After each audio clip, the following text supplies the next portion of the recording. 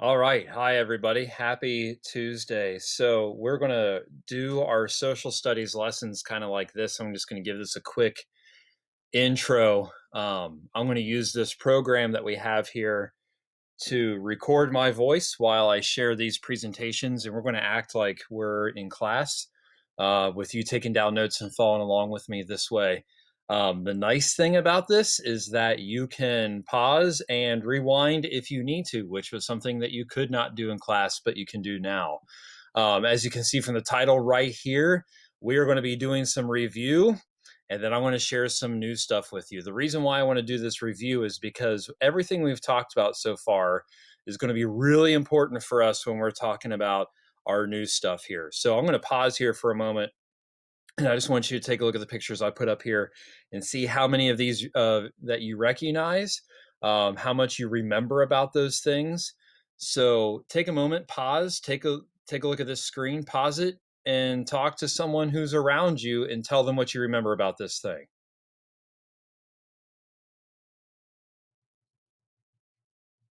Okay, so one way or another, every single one of these pictures covers something we've talked about in social studies, going from all the way from the beginning of the year when we were talking about this over here to where when we left because of this whole situation with this situation right here with this guy. Okay, so while I'm doing this, you should have printed the paper that's the follow along notes that's in the Google Classroom. If not, you're going to need to get that because you're going to need to follow along with me because that's how I'm going to see that you're following along and doing this work. So the thing that I want us to remember going way back to the beginning of the year is that Ohio has had Native Americans living here in this area, going all the way back to 15,000 years ago with the Paleo Indians when we found this bone here with cut marks on it, proving that these hunter gatherers were living in Ohio. Then we have the archaic people who were living in Ohio with their tool, the atlatl, that if you hopefully you guys remember us throwing at the cardboard boxes, right? And then we have the early woodland and the Adena people. And we talked about how these people became very skilled artists because they started farming. That gave them more time to create artwork like this and to build these giant burial mounds when they didn't have to spend all their time looking for food.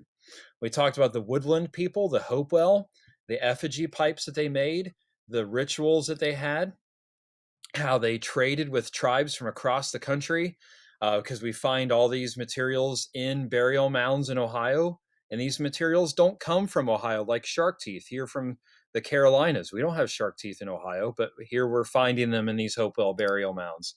And here's some more of their artifacts. We made effigy pipes in class, kind of modeling what they made as well. And then the Fort Ancient people. So here's a map of Fort Ancient that was drawn um, by early explorers of the area, and they thought it was a fortress, if you remember, because there were walls that surrounded this hillside above the Little Miami River. And people who saw this thought it was a fortress, but that's not quite right. So the Fort Ancient people, they kind of spread out here. Here we are in this area where that cursor is moving right now. And Fort Ancient, we now know was not a fortress, but it was a way of marking the seasons. So here is a painting representing of what we're seeing right here in modern day. That these hills, I'm doing quotes right now, these mounds line up with this rising and setting of the sun at different times of the year, and this would have been a major part of this for these people. So then after that, we talked about how, as time went on, the historic tribes that were living in Ohio, and number one was the Shawnee. And the Shawnee, we believe, these were ancestors of the Fort Ancient people. So over time, the Fort Ancient people changed, and they just eventually became the Shawnee. And then over time, people start moving into Ohio, like the Delaware or the Lenape, right here. This is where they were settled in. And then we have the Miami that eventually come over from Indiana, and then we have the Ottawa that come in from Canada, and then the Wyandot also from Canada in the Michigan area, and then the Mingo, the Seneca, they come in last. The Erie's on this map, but they get kind of pulled into all the other groups eventually.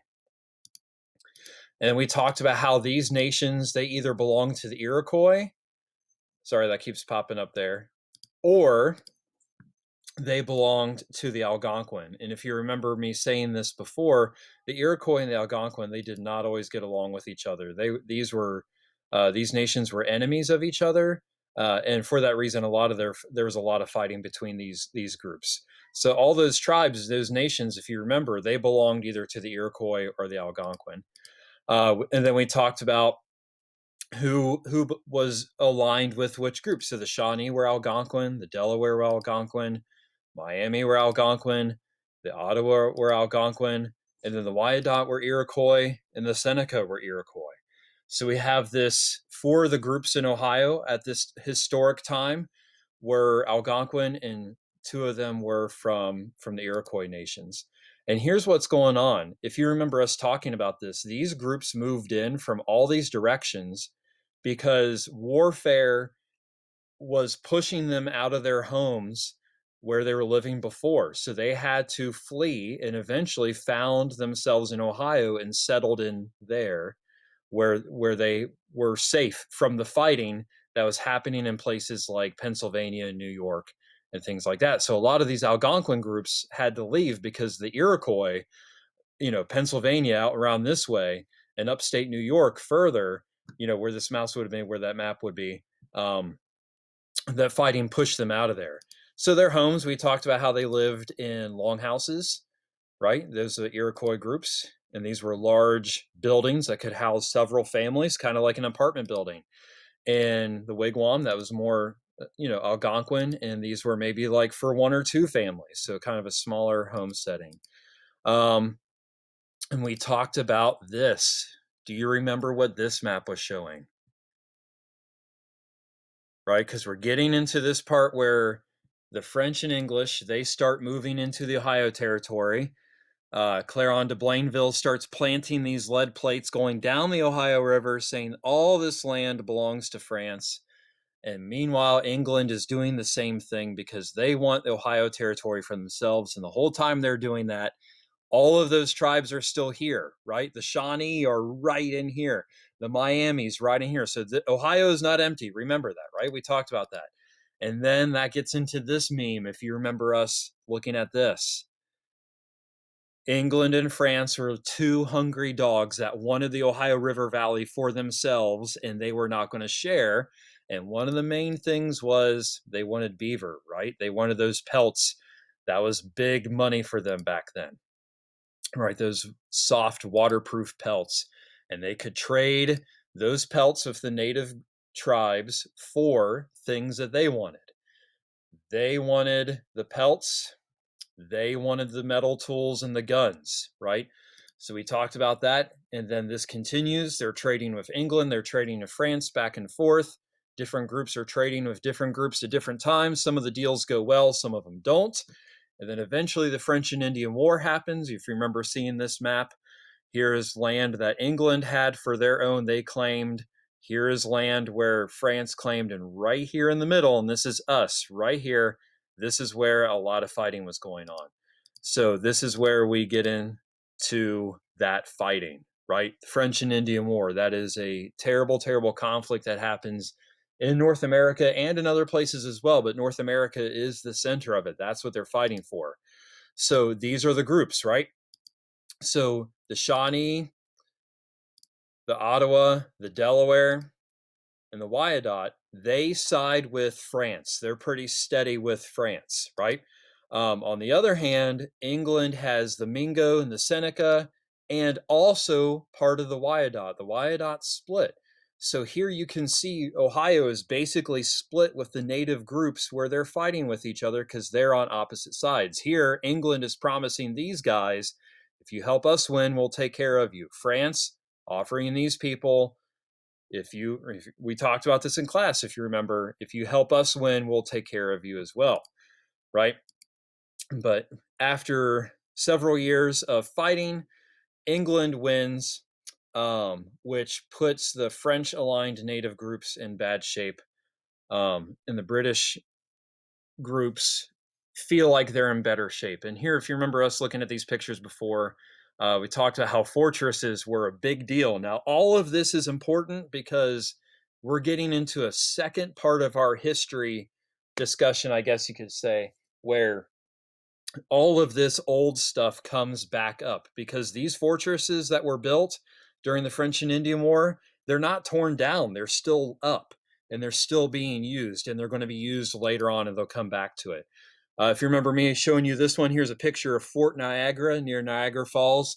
This was a really important fortress for France. And if you remember, they built this building as like a under the noses of the English, saying, "Oh, we're just going to build a trading post." But they actually built it to be a castle, and that was a fortress for them. And you can see their walls, and it's still there. And this is used many, many times later on, and especially in the other parts of the history we're going to be talking about next week when we're talking about our new topic. So here is something new that I mentioned a little bit in class, but not much. So if you remember this guy, King George III, after the French and Indian War, he lives up to one of his promises that he made to the native tribes that helped them win. And he makes this proclamation of 1763. That's the year that happened. This is before the revolution. This is one of the things that really made people mad in the revolution, the colonists. He makes this proclamation, and here's, a copy of one of the proclamations that would have been sent out to people to see. And this is what this map looked like. So here's a map of the time. You can see, sorry about that. You can see the original colonies right here, and you can see this dividing line right here, and you can see where it says lands reserved for the Indians. So here's this map right here. You can see where Ohio is going to end up. So King George promises the native tribes that his colonies will stop here.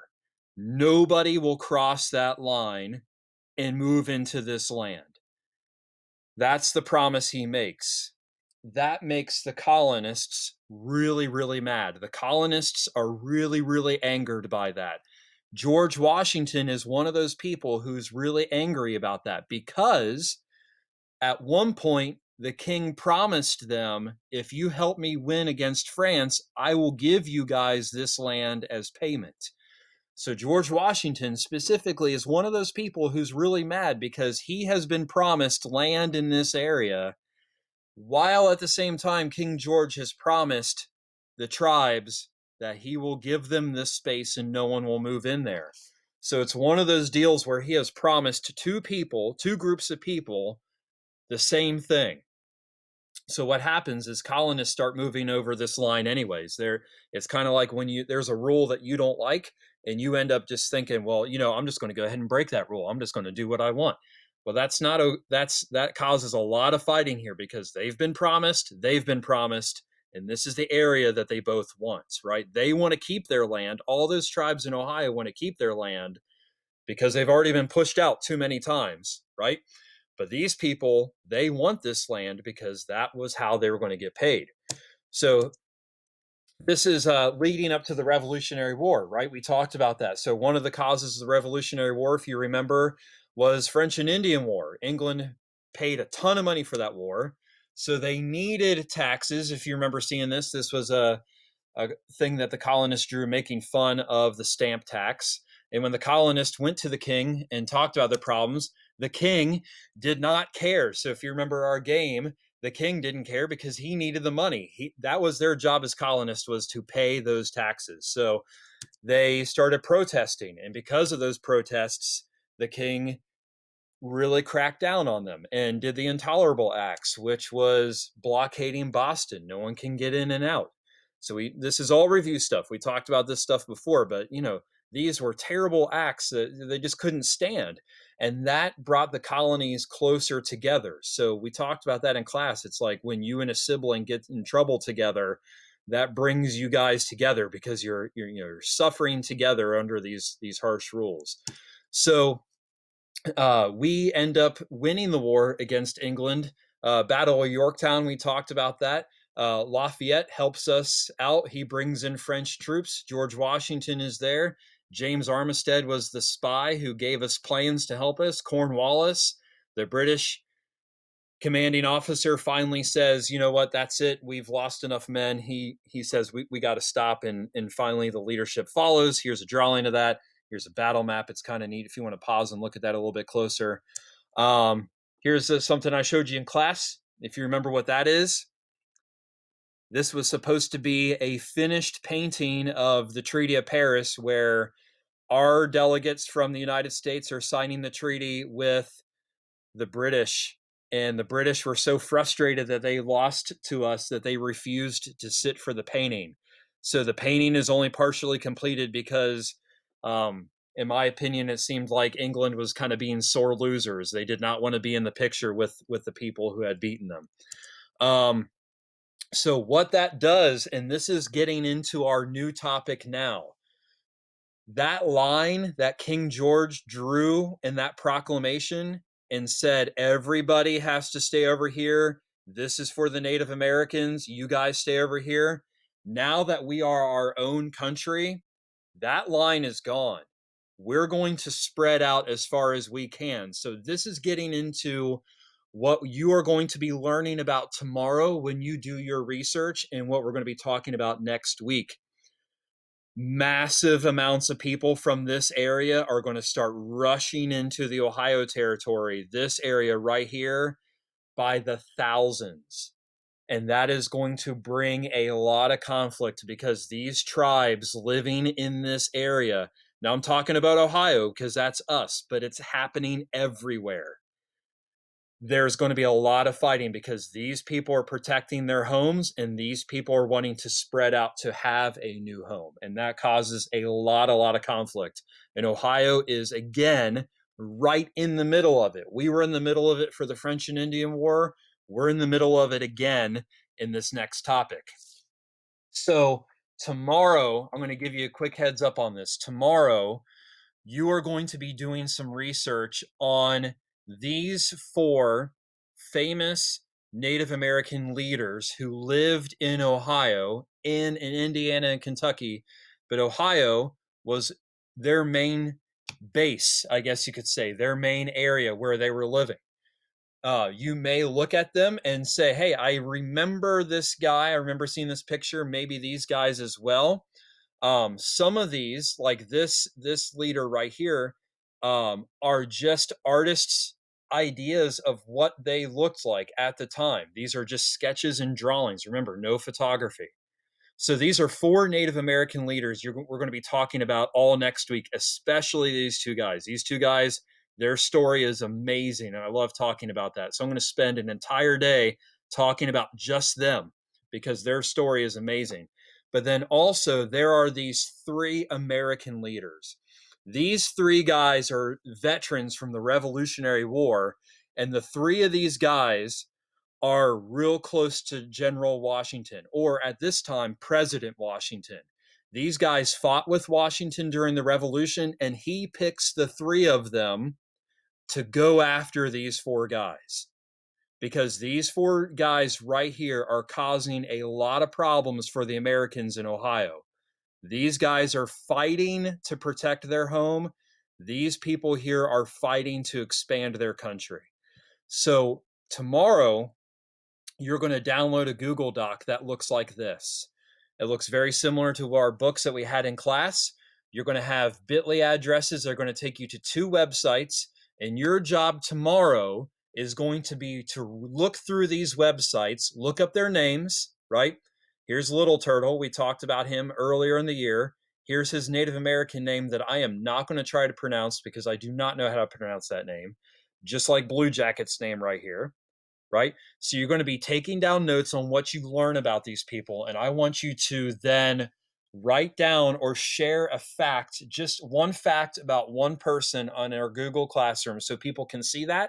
And then we're going to be doing a Google slideshow where I share with you guys some details about that. The websites you're going to go to look like this: Ohio History Central, in One State, Many Nations. If you click on their names, they're going to give you some really good details about these guys. These are all really fascinating people that were connected with each other in many different ways. And a lot of this happened right where we are right now. a lot of this story, especially between these two guys and these two. So these four have a really interesting encounter, and it pretty much happened not far from Cincinnati, where I am right now. So if you need to watch this again, go back and take a look at it. I'll be posting up the work for Wednesday, so you guys will be seeing that. If you need anything, let me know. Dojo, email, Google Classroom, all those are great ways. And I will talk to you guys later. Thank you.